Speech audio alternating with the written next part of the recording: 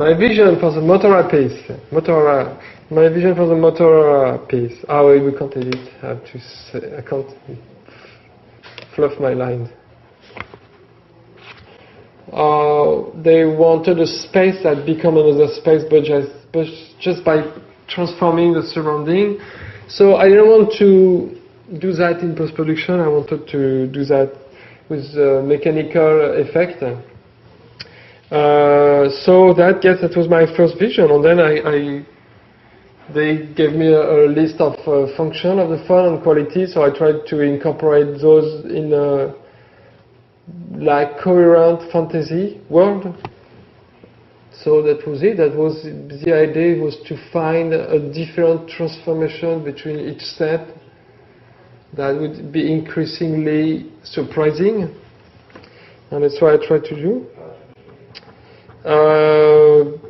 The fact that all the transformation was actually done mechanically in front of the camera, so it was a long schedule, a lot of wire manipulation and mechanics involved, and I try to combine the modernity on the phone with a little something a little bit nostalgic from my sensibility.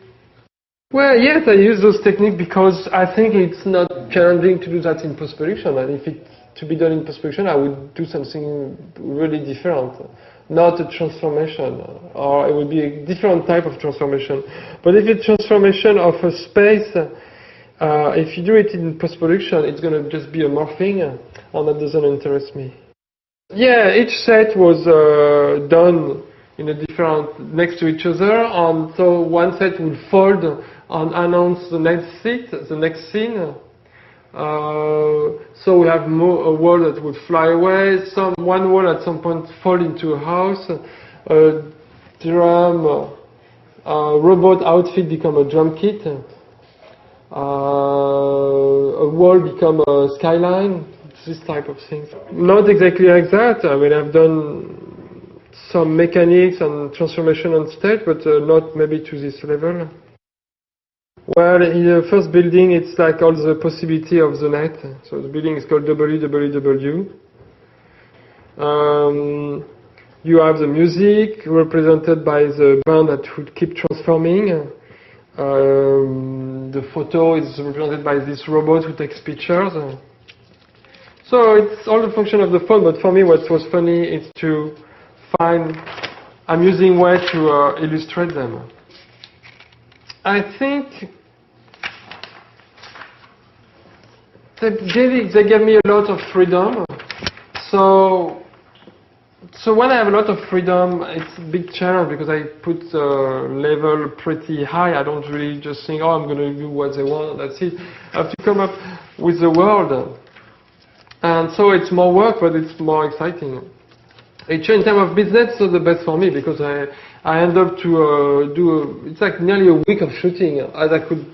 I've done some project with the same budget with only one day, and it's much easier for me. But this one, I really have to create the world. It was really absurd in the beginning. Everybody said, "Oh, we can't do that," so that gets stimulated. Not really.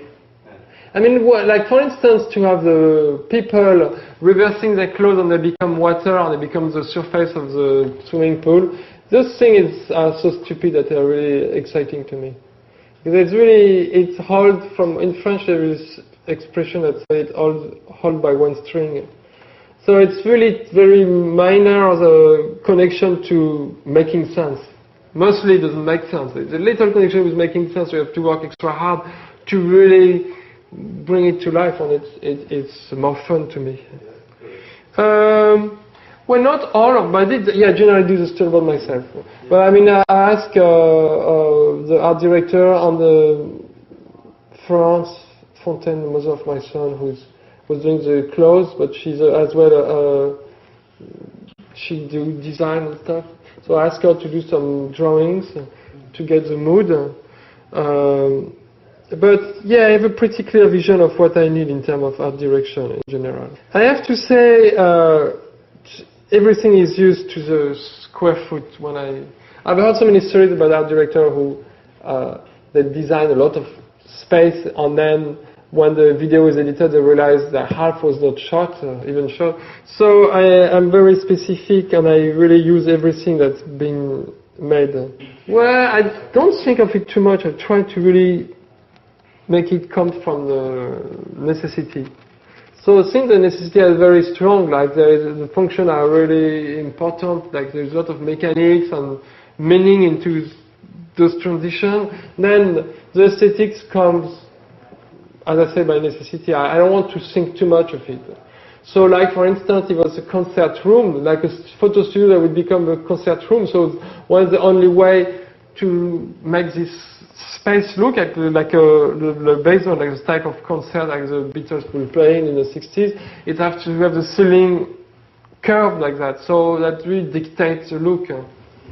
The way the speaker can become buildings that dictates the way they look as well. So I don't ask too many artistic or aesthetical questions. It comes mostly from necessity. Thank you. No problem.